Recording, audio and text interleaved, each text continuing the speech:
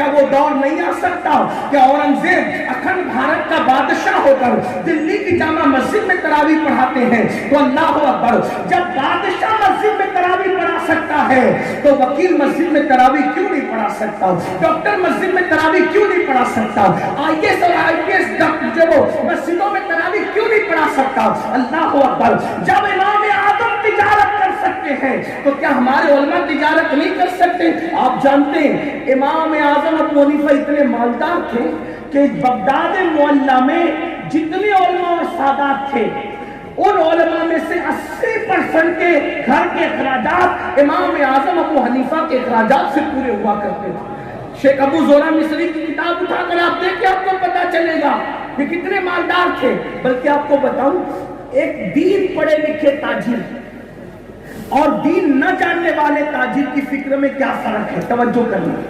ایک مرتبہ ایک تاجر تھا بغداد کا، ایک تاجر تھے، اس تاجر کے پاس ایک بڑھیا آئی اور وہ بڑھیا آ کر کے کہتی ہے، اے تاجر، یہ تاکہ کپڑے کا مجھے پسند آ گیا ہے، لیکن ایمانداری سے بول، تجھے جتنے میں پڑا اتنے میں مجھے دے دے۔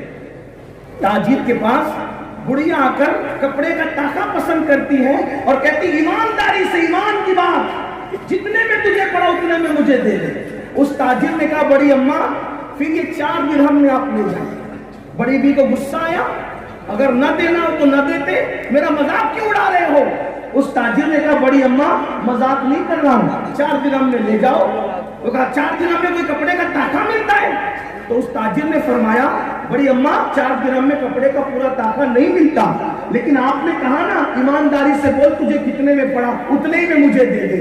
تو کہا، میں نے 1 تاکہ نہیں خریدا تھا، میں نے 2 تاکے کپڑے کے ایک ساتھ خریدے تھے اور اس کی قیمت 20 درہم تھی، تو چونکہ 20 درہم کی میں نے 2 تاکے خریدے تو 10 کے پڑے، لیکن 1 تاکہ میں نے 16 کا بیچ دیا۔ جب 16 کا بیچ دیا تو یہ مجھے کتنے میں پڑا؟ یہ 4 درہم میں پڑا، اور تم نے کہا ایمانداری سے بول، جتنے میں پڑا اتنے میں دے دے۔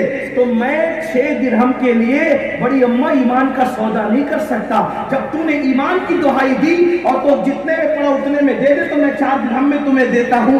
آپ جانتے ہیں وہ کون تاجر تھا بغداد کا جس نے ایمان کا اتنا خیال کیا، پیسوں کا خیال نہ کیا؟ اسی تاجر کو دنیا کروڑوں حنفیوں کے امام اعظم ابو حنیفہ کے نام سے یاد کرتی ہے۔